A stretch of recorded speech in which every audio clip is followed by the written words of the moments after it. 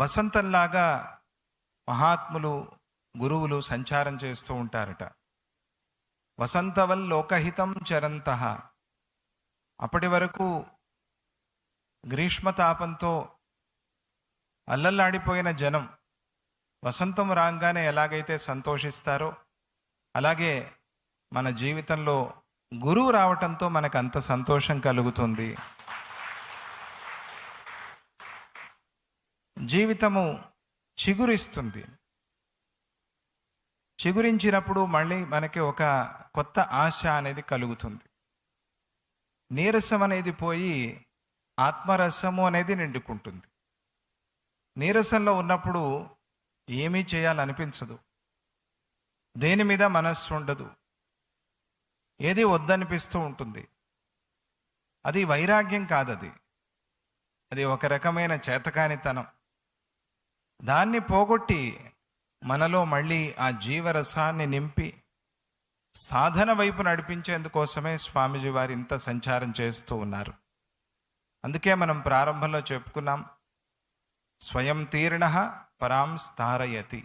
ఆంజనేయ స్వామి తాను దాటి సుందరకాండలో తాను దాటడంతో ఏం చేశారు ఆంజనేయ స్వామి అనంటే, మొత్తం వానర సైన్యం ప్రాణాలు నిలబెట్టారు.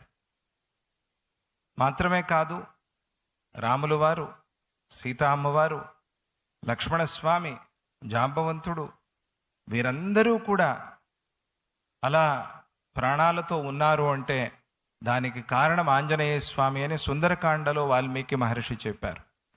అలాగే మనందరి ఆధ్యాత్మిక ప్రాణాలు నిలిచి ఉన్నాయి అంటే కారణం గురుదేవులు పూజ్యశ్రీ స్వామిజీ వారు. ఆధ్యాత్మిక ప్రాణాలు, లౌకిక ప్రాణాలు కాదు, శరీరంలో ఉండే ప్రాణాలు మాత్రమే కాదు, ఆధ్యాత్మిక ప్రాణాలు.